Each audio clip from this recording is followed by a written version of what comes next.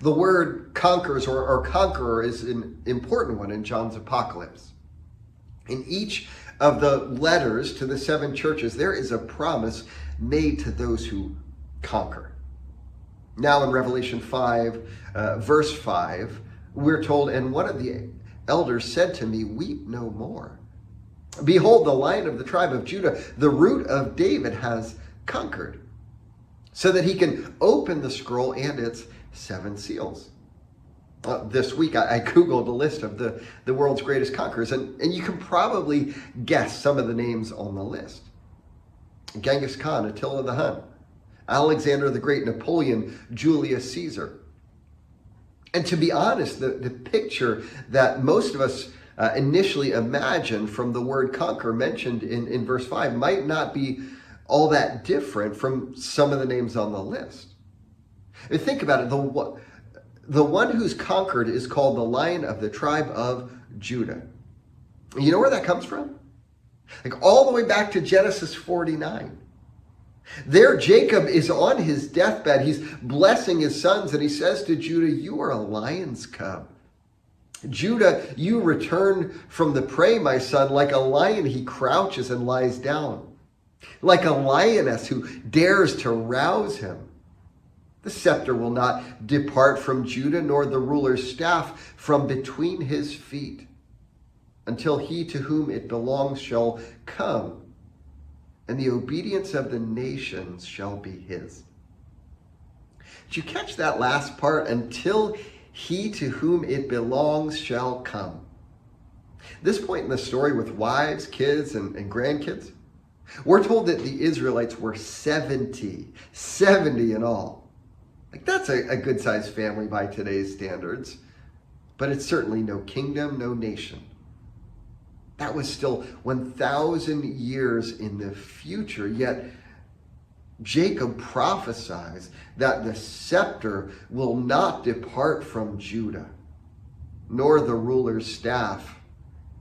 What about the reference to the lion? Well, Judah is a lion's cub returning from its prey. The one to come is going to be full adult lion, strong and ferocious.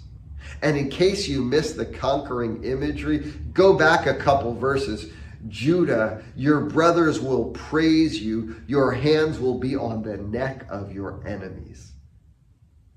The elder in John's apocalypse doesn't just call him a lion, does he? The second reference, the root of David, comes from Isaiah 11:1. There it says, "A shoot will come up from the stump of Jesse. From his roots, a branch will bear fruit." In case you're not up on your Old Testament, Jesse was David's father. He's talking about one to come like David, a great king, no doubt. But what was David most known for? Like Solomon was known for his wealth and his wisdom. David for his military prowess. Think about 1 Chronicles 22, where we're told the reason David was not able to build the temple, the Lord said, "You have shed much blood and have fought many wars. You are not to build a house for my name, because you have shed much blood on the earth in my sight." It's not surprising that a few verses down in Isaiah's prophecy, it says he will strike the earth with the rod of his mouth. With the breath of his lips, he will slay the wicked.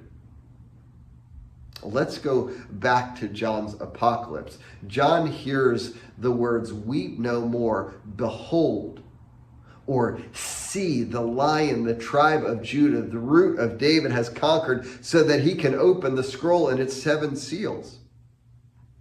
Now, with the imagery behind those terms unpacked, what comes to mind? A military hero, right? Now to verse 6. "Then I saw a lamb, looking as if it had been slain, standing at the center of the throne, encircled by the 4 living creatures and elders. The lamb had 7 horns and 7 eyes, which are the 7 spirits of God sent out into all the earth." Our preconceived notions are wrong. The conqueror is the Lamb. And his glorious victory came through his willed self-defeat, his total self-sacrifice. In Revelation, the central dominating images are the throne representing God's unrivaled power and the Lamb, which represents the way God chose to exercise his power.